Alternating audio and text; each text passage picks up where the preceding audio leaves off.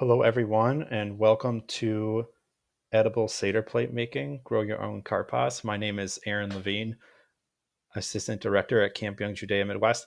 I'm just going to give everybody a couple minutes to get into the chat, and then probably starting in about a minute and a half, we will get started with our actual program. In the meantime, feel free to put comments and shout outs, and we'll go from there.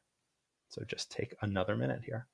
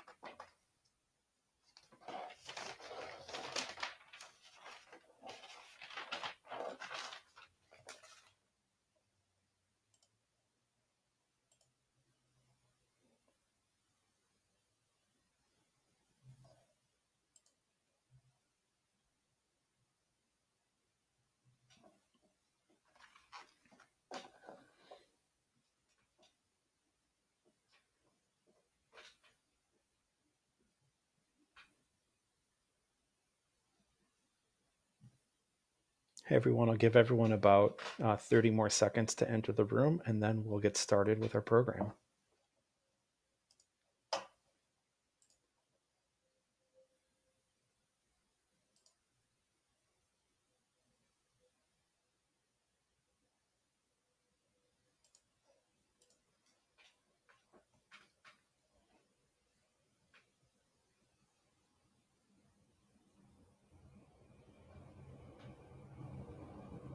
Okay, hello and welcome to Edible Seder Plate Making, Grow Your Own Karpas. My name is Aaron Levine. I'm an Assistant Director at Camp Young Judea Midwest. I just want to give a shout out to my colleagues, our Director, Robin Anderson, our Assistant Director, Gabby Gordon, and our Communications and Marketing Manager, Kevin Freitas, for coaching me along the way as we set this up. So I'm happy that you're here joining us today. So what are we doing today? The simple child asks. Today, we're going to be growing microgreens as edible karpas, or to eat as karpas during our Passover Seder. So you might ask, what are karpas? They symbolize their plants, their leafy greens that we eat during our Seder, and they symbolize a bountiful spring harvest. They symbolize Jewish flourishment before our enslavement in Egypt. A more grim side, the Hebrew letters rearranged of karpas spell out the word for hard labor in Hebrew. And during the Seder, we dip the karpas in salt water to remind us of the tears shed during slavery and servitude that the Jews experienced in Egypt. The simple child might also ask, what are microgreens? Because we're using microgreens for this today. Also, by the way, as we go, if you have any questions, put them in the chat box, and I'll do my best to answer them as we go. I'm presenting from the Jewish Camp at Home feed. So to everybody out there on the Camp Young Judea Midwest feed, I'll go back and make sure I put your answers in there as well, or answers to your question as well. So microgreens. Microgreens are a flavorful, and where's my note on microgreen? They're a flavorful, nutritious, affordable, easy, and fast way to grow vegetables. Microgreens, think of them as sprouts, and every little leaf that grows in your sprouts, in your microgreens, has the same flavor and same nutrition as the big leaf of the plant you would be growing. So they're really, really flavor intense and really, really nutrient intense. And the reason we're growing them now is because we have about a week before Pesach. Also, because if we were to grow in most parts of the country, if we were to grow plants outside right now, it might be a little too cold. Also, it's affordable. The materials are pretty easy to get and easy to work with. And you can do this from your windowsill. As long as you have a window, you should be all set. So what are we actually going to be doing? We need to know our materials list first. So first I have soil. I put them in like my glass mixing bowl so you can see what's going on. But a plastic one works as well if you don't want to mess up your dishes. I have our seeds. So today I've chosen radishes and I've chosen basil. And I really like these options because they grow quickly and they're really tasty. Like I said before, my favorite, I think I might have said before, uh, microgreens could be anything from beets to broccoli, kale, lettuce, peas, something like amaranth. Even before the seeds sprout, the leaves taste really good. And my favorite two are definitely arugula and mustard greens. So if you have those, big props to you. One of the fastest growing ones is cress, Cress. So if you're looking for something, if you don't have all the materials today and you're going to go out and try to find the materials, you can, if you find cress, you'll be in good shape. By the way, all of these materials I was able to get at the supermarket. If you go to the seasonal section, they have tons of seeds, they have soil, and we'll get to containers in a second, but they even have seed starting trays as well. So the first thing we have to do is we have to mix our soil. So I've put our soil in. I put the soil in a bucket in this container already, so it can be easy. I also have gloves. You do not need gloves, but I wanted to wear gloves just because I'm working at a computer and I have a lot of my notes and I'm going to be going back and forth. If you're following along at home, or if I was like doing this by myself, I might even just like rinse my hands off in the sink before I got to the next stage. So it's really important as I'm putting my gloves on and as you're getting ready for the next step, we're going to be adding water to the soil. And it's really important to take your seeds and put them somewhere else. You don't want your seeds to get full of water. So put those to the side in an organized way so you know how to access them and right where they are when you come back. So the first thing I'm going to do is I'm going to add my water. So I didn't measure out exact amounts. Make sure you have extra. And the goal, what we're going for here, is to have to have soil that is moist but not soaking wet. So we want it to be so that when you squeeze it, a couple drops of water come out, but nothing really more than that. So that's my first cup of water. Hopefully I have enough water here. I should. I have some backups.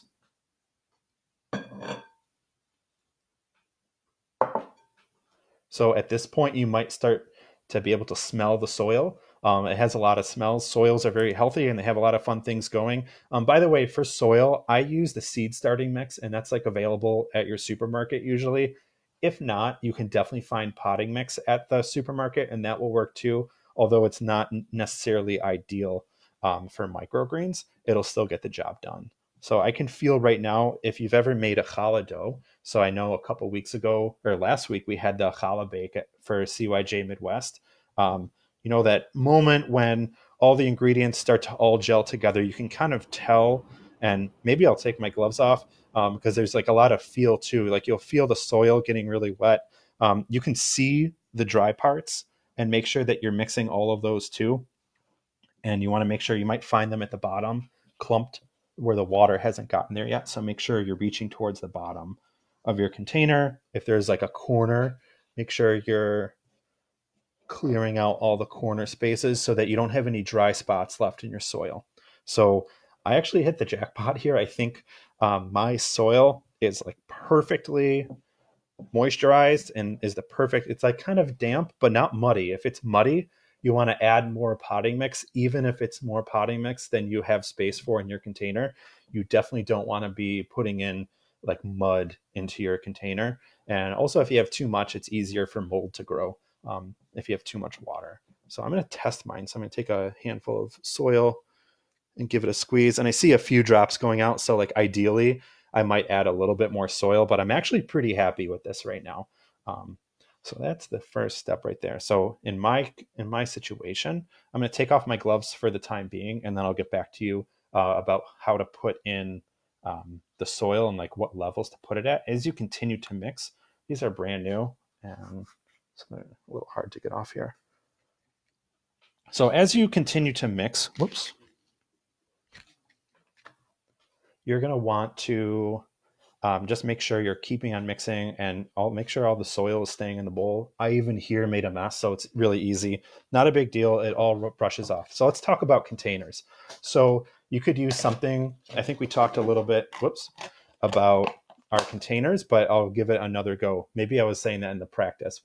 So here's one, a real popular and easy one would be like a sabra hummus container. It's really great because it has a clear top. For most of this, you want something that's going to create a greenhouse underneath the cap. So I like this because it's shallow. We're growing microgreens for a week. We don't need like a really deep container. And I like it because it has the window on top. I did remove the sticker here, and you can still see a little bit of the print. So that's a good option. You could use a Tupperware container. So a Tupperware container, again, is really good because we have them around the house already. They're in good shape. Now, I wouldn't poke holes in something like this because you bought it for the, you don't want to like ruin it, okay? But it definitely is a good container. It's like kind of translucent, so you can see light can get through. Wow, this soil really smells great. You might be able to smell all the different smells that soil has. There's a lot of life in soil, and that's a good thing. So a Tupperware container like this is great. You could also do an egg carton. So I have an egg carton here. Styrofoam ones, like in the long term, like we all are trying to avoid styrofoam. If you have it, that actually would be a great option for today because water won't leak out. But this is really great because in terms of organizing seeds, if you have a whole lot of people sharing one container, you can say that you can organize them by person, or you could organize them by seed. So for today, if I was planting in this one, I would do basil on top and radishes on the bottom, or you could do the sides, whatever works best for you. So you could use this, nothing wrong with it. When you finish, you would have to cut off the top and maybe this lip, and then put some saran wrap over the tops right here so that you can create that greenhouse effect. But this is a really good organized option. The one that I chose, I think I mentioned it, is this salad container. At our supermarkets, a lot of the salad bars are already closed and they're not serving food. However, they've kept their salad container boxes out. Because why would you put it away if there's a great spot for it right at the salad bar? So I just grabbed one of those the last time I went shopping. I poked some holes in it with my pocket knife. You could do so with a pair of scissors or a pen, just to make sure. I poked 4, just so in the case that I overwater by accident, which probably wouldn't happen, that I wouldn't be flooding our plants. So that when you put this in your windowsill, you might want to put a dish underneath it just in case. So what I'm going to do is I'm going to take the lid off. This one I did have to cut the lid. It was like attached like that, and I just cut it off. So it was easy to work with. So I'm going to put my gloves back on. And what I'm going to do is put the soil in our container. So when you're putting the soil in the container, you want to get it pretty close to the top. You might want to put it within something like a 1/4 inch or a 1/2 inch to the top, not all the way. If you do have a seed starting system, I would put it all the way to the top. But if you don't have a seed starting system that has like a cover on it naturally, you're going to want to have a little bit of space for the greenhouse effect to take place. So I'm going to take some soil. Let's make sure you can all see this here. So here's my container. I'm going to take some soil and I'm going to put it in my container. Now it's going to be important. I'm not going to pat it down. I want it to be pretty fluffy. I am going to want it to be flat though. So I like where I'm at right here.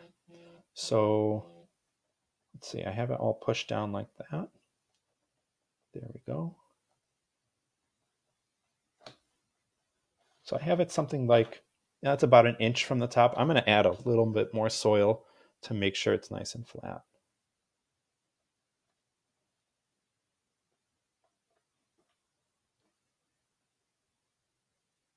Okay, this should be about it. Oh, we got a big shout out from Jacob Goldstein. Hi, Jacob. How you doing? I'm hoping that you're planting some really tasty plants for your Seder coming up in a few weeks. Hope to see you soon for a Shabbat dinner or maybe a Zoom Shabbat. All right, so I have my container, something like this.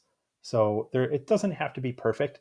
I'm just going to kind of gently like make sure that it's like compact, but not really hard. I'm just kind of tapping it with my fingertips really lightly to make the soil flat but we're not really squishing the soil. We want it to be light and fluffy. Some fun facts about soil is soil is 25% air, 25% water, and then the rest of the materials are the other 50%. So if you squish out all the air and water from the soil, you're not really going to be able to have a healthy growing environment for your plants. So I've put my seeds to the side. I've finished putting my container, all the soil in my container. I'm going to add a little bit more on this side. I'm picky, so I kind of want it to be more perfect than not, but it does not need to be perfect.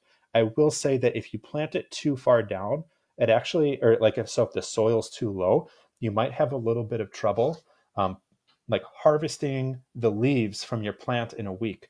It might be hard to harvest everything. So you're going to want to leave a little bit of space for the greenhouse effect, but not too much, so that you don't have a trouble harvesting when your Seder comes around. So I got to find a place for this soil so I don't step in it later. Maybe I'll put it right there next to my chair. Okay. All right. So I have now here's a really important part. You want to make sure that your hands are dry and clear of soil. You've probably spilled some soil. I like to go like this. So all of you out there, just wipe your hands off. Make sure they're dry. You might have a little bit of water on them, so nothing to worry about there. I've put my other containers to the side, and I have my seeds. So I have here my basil. So I picked sweet basil. It's going to be delicious. I want to plant in this container 2 different types. Like I said before, I'm going to do basil and radishes. I'm just going to do 50-50. If you like, or one side basil and the other side radishes. If you are doing basil, my favorite part is at the end when we add water to it. It's going to have the seeds are going to turn blue. So it's one of my favorites. So what I'm going to do, I'm going to take, and this, if you have a spoon, it might be easy to use a spoon. So I might have said, you might need a couple spoons. Sometimes it's easier to take seeds from the spoon than it is your hand, just depending on your experience level. All the parents out there, I would recommend a spoon just to pour. So I poured out all the seeds onto a spoon. You want to get somewhere around a tablespoonful of seeds. Each packet, this looks like it's about a half teaspoon. So I have a whole bunch of other seeds I'm going to mix in. And what I'm going to do, I'm going to take this a pinch at a time. So take a pinch of seeds and hold it over your container so that you don't spill it on the ground, and that all the seeds, even if they spill, they're still going to grow in your container. So what I'm going to do with this basil is I'm going to sprinkle it evenly throughout the part of the soil that I want it to grow on. So again, I'm going to do like basil on the right, and I guess basil on my right, your left, radishes on my left, your right. You could also, if you have multiple types of seeds, you could sprinkle them all in, and then you'll just have a microgreens mix, and that will taste great. So what I'm going to do is take it a pinch at a time, and you're going to want to evenly distribute and pinch the seeds and sprinkle them over the parts of the soil that you want to grow in. So this is my basil. And you're going to use all the seeds, not some. You want as many as possible. If you don't use all of them, nothing bad will happen. You just won't have as many microgreens that grow for you. And you kind of want like it to be a forest of microgreens. So imagine you're like a little bug in there, which we won't have because this will be in our house. But if you are a little bug, it will be like a forest of microgreens with tall trees that are actually basil leaves. So I'm going to sprinkle all these on top on this half. And if you run out of seeds, not a big deal.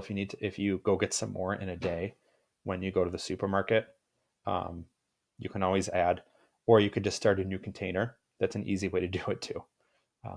Nothing wrong. If you're doing basil and radishes and stuff, that should be definitely growing by Pesach. If you're doing parsley, that might be something that takes a long time to germinate.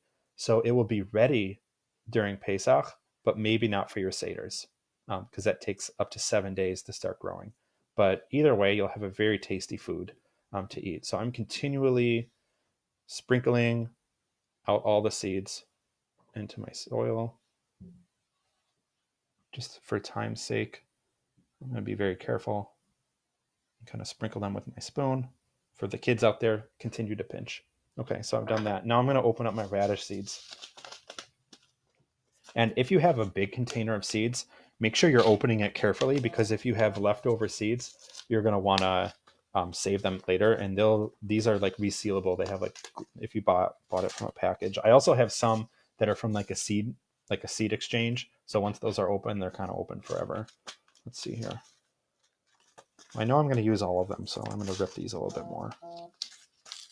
I'm getting some text messages. Maybe some people are asking me questions. Again, if you have any questions, my name is Aaron Levine from CYJ Midwest. You could always send me a Facebook message or an email with questions. Put them in the chat box, and I'll make sure to answer them for you at the end of our chat.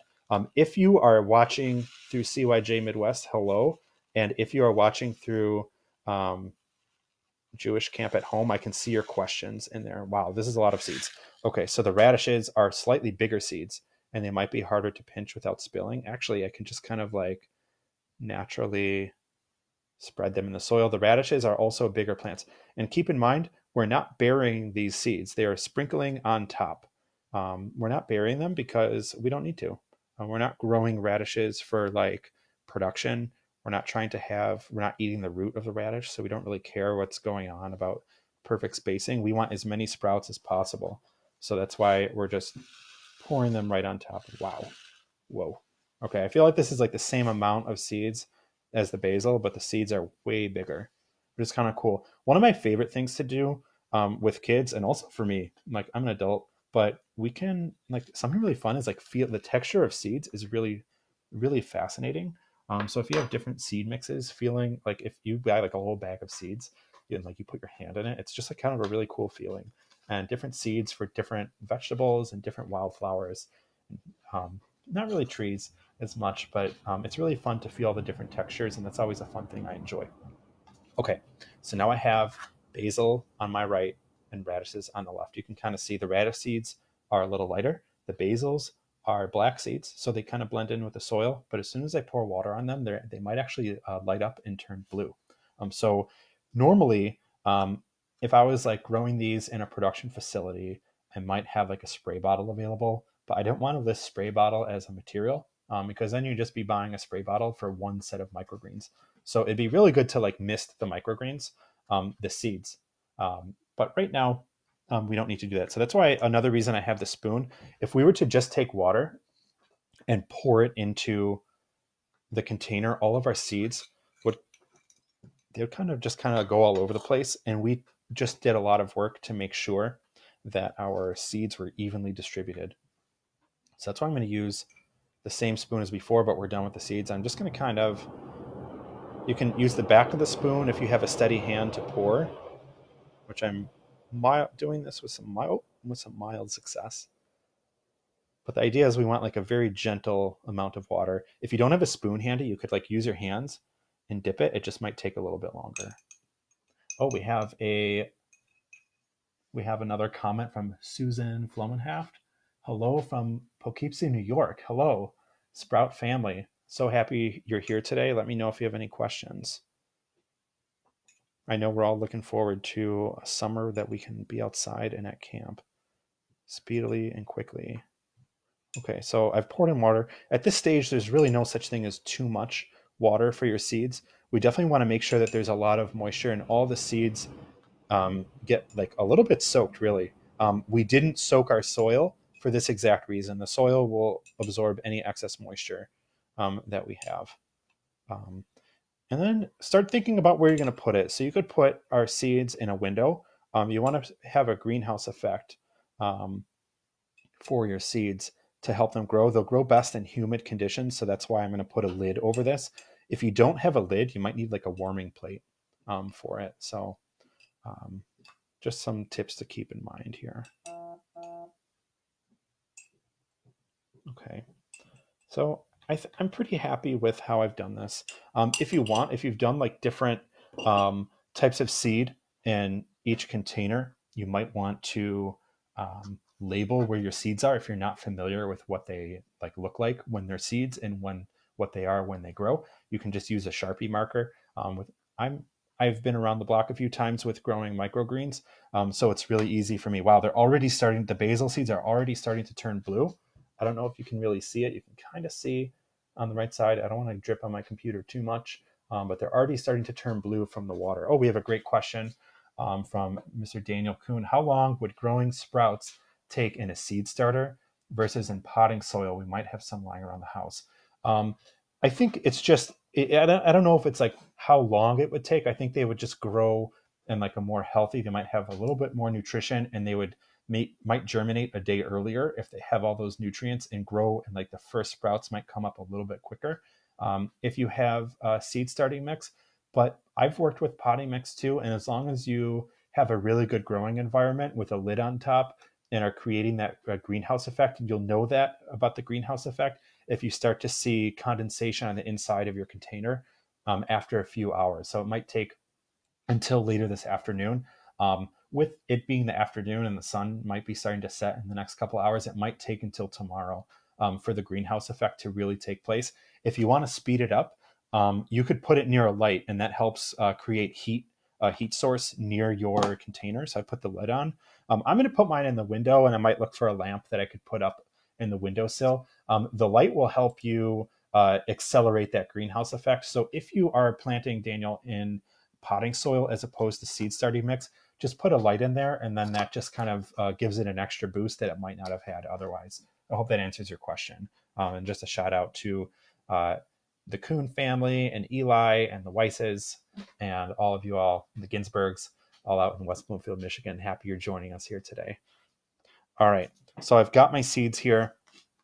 They're in a container. These are going to go right in my window. So if, let's say I was planting in this, it might be like a little bit of a shorter level of seeds, and in here, or level of soil, and in here it might be a little bit taller because it's about the same size. But it just depends on your container, how you plant. I'm going to put these in the windowsill because that's where the best place for them to grow is. It's also going to be great. What you should do every day is turn it either 90 degrees every day, just to make sure everything's growing evenly. Otherwise, I think it's called phototropism, where the sprouts are going to grow towards the sun. And if you want them to grow, first of all, evenly, and you want all of them to have the same amount of strength, just turn them 90 degrees every day in your window so that they're getting an even amount of light. If you're really fancy, because we're all cooped up, you could even do it so that every few hours you turn it. You would just have to remember to do that each day. This brings us closer to the end, and I'll start to go through. So if you have any comments, put them in the Jewish Camp Online thing. I'm going to see if other comments are coming through my text messages. Let's see what's going on here. I have a shout out from the YJ Camp Directors. Thank you so much. It's so great. It's so great to have you here.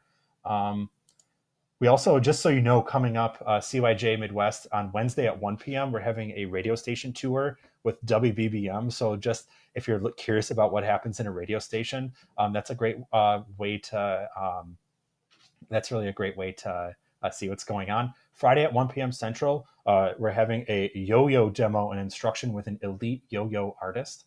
And we just want to give also a big thank you to the Foundation for Jewish Camp and all of our groups, our partners, Chavrim Online, BBYO On Demand, for helping us make this happen. So anyways, I'm going back to your questions. Let's see if I can find some more questions here. I've never done a Facebook Live in my life. So let's see. I don't know. I'm not always great at this. Let's see if I can find, if there are questions on the YJ watch party. I'll take a look. Let's see. Streaming live. Okay. Let's see. Hopefully I don't mess anything up here. Oh, wow. There's a picture of me. Oh, here's some comments. Okay. Oh, I guess all the comments are across everything. That's fantastic. All right, great. So I'm good. I'm in the clear. All right. So I have all my seeds here. And so the last thing I wanted to do, and I'll stay online. So if you guys have any questions, I can make sure to answer them one-on-one. If you put questions in the comments, that's cool too.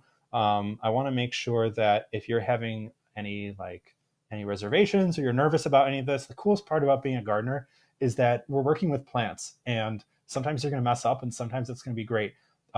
You're a beginning farmer for the first 10 years of farming. So I've been growing vegetables for 7 summers, so I'm still a beginner. Okay, so let's see what we have here.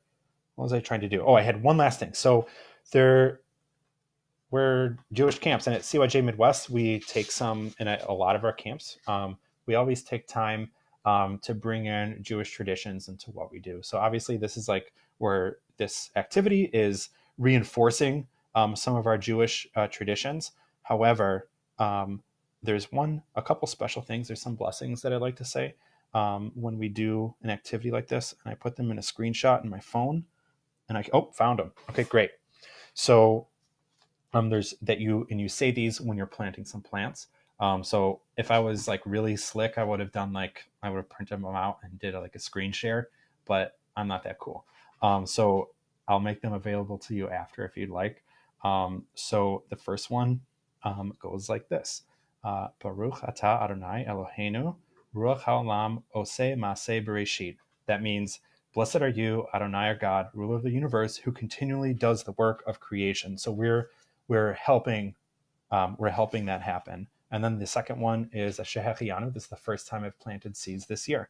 So I'm going to say a Shehechianu, Baruch atah Adonai Eloheinu melech haolam, Shehechianu v'kiyamanu v'higianu hazman hazeh. And we thank God for bringing us to this day, to the opportunity to do this. So, so I have a question in there. How long in the window? So it should be about a week. That's a really important question. Thanks for bringing that up. So after everything germinates, you're going to want to take the lid off of your plants. That's really important, just so they have room to grow. They might grow to be about like 2 inches high in the course of a week, depending on what you're growing. But about a week, you should be able to harvest them on Wednesday night, right before your Pesach Seder. If you are running out of time and you're like, they're ready on Monday, you can take them and harvest them on Monday. And I'll post up some videos or like a little tutorial on Sunday and Monday. I'll talk to Kevin, our marketing manager at Camp Young Judea Midwest, for the best time to do it. But we'll put up some harvesting videos and some tips. The cool thing about microgreens is after you harvest them, if you do it the right way and they're tall enough, you could actually take that all these plants and take them out and put them in a planter outside and use them to start like a little garden. Then you can have like a greens mix garden, and it's like a cut and come again thing. So you can go and cut, like basically it would be best for baby greens because we've planted them so close together. You might not get, and so what's going to happen, you're not going to cut perfectly. There's going to be, basically we're going to harvest right when when there are 4 leaves on every stem. So you might see 2 big cotyledon leaves. And I say big because they'll be big compared to the seed and compared to the stems, but they're not big if they were like the original plant. And you're going to cut those. And if you're really slick, you'll leave like the baby growing leaves so that they'll keep on growing. But at that point, you're not going to be perfect. So some of them will die off. And then the others you can put in your garden and have a little salad mix garden. So Susan, I know that's a long answer to a short question, but the idea for me is you can reuse these. You don't have to throw your soil away out in the garden. Obviously, when you're done, put the soil in your garden, give it to a friend who has a garden, and then clean out your container and do it again. You could use the soil again. It wouldn't be my recommendation to do that for microgreens. Again, if you were to do that, I would let the soil completely dry out first, so that if there are any other seeds or anything growing in there that's weird, it has a chance to die off. Also, depending on the seeds you grow, because we planted these above the soil and not in it, it's really not soil. It's like a growing medium, like a seed starting mix or a potting mix. So technically speaking, it's not soil. If you are growing, you might see like little root hairs grow out of the stem and out of the seeds. You might think, is that mold? It's not. Those are just root hairs growing. They're really fuzzy and cute, and I think you'll really enjoy them. And looking at them, I would take pictures every day. It's a real fun thing to go a part of. Just tag CYJ Midwest in your pictures or Jewish Camp at Home, and we'd love to share them. We want to see how they're going. I'll do the best to do that for myself too. I have like my best window here is a west-facing window, and it has a tree in front of it. So that's great, except for the tree. So I'm a little nervous of how it's going to go, but I think it will be okay. So you can see actually now, you can see a little bit of the blue of the basil seeds growing. So that's my favorite part about basil. So again, you can put this in the window. Any of the questions you have, just pop them in our chat. Let's see if I have any more that came through text to me. I don't think I have any. But yeah, once again, I just want to give a big thank you to the Foundation for Jewish Camp Young Judea Midwest for keeping us all here, and to all our colleagues, all the YJ directors. And we're going to cross our fingers and see you all this summer. I'll stay on for a couple more minutes, just if people have any other questions that they want to ask. And then otherwise, you're all free to leave to your next regularly scheduled activity. So thanks so much for joining us here today.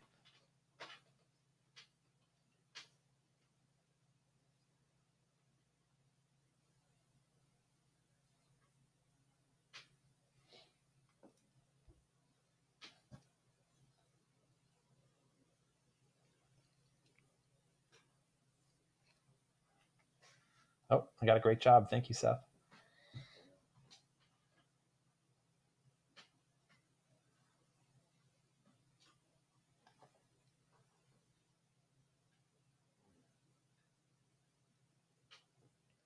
Yeah, I'm just waiting in the comments for any questions you might have. I wish you a happy Pesach.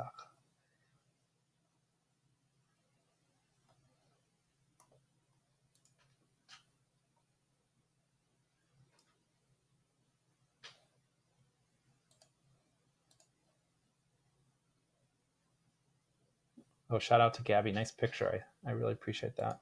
She's got me on the big screen. That's kind of cool.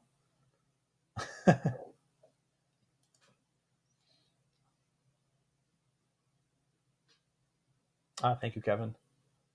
Yeah, we'll do a harvest on Monday, maybe Tuesday. We'll see how it goes. I'll give you an update on by Friday if everything's going great.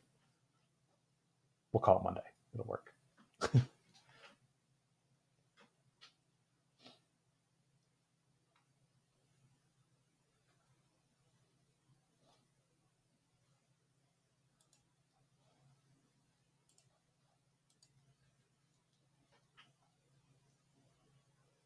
I'll take another 30 seconds if there are any questions or comments out there, and then I'll end our live video. My understanding is that this will be available recorded for later. I have no idea how that works. You all can ask Kevin Fridas at Camp Young Judea Midwest, and he'll give you the rundown on that. So about 15 seconds for your last questions. Don't all ask at once. All right, thank you all for coming today. Really appreciate it. Let me know if you have any questions, and we'll look forward to checking in with you next week.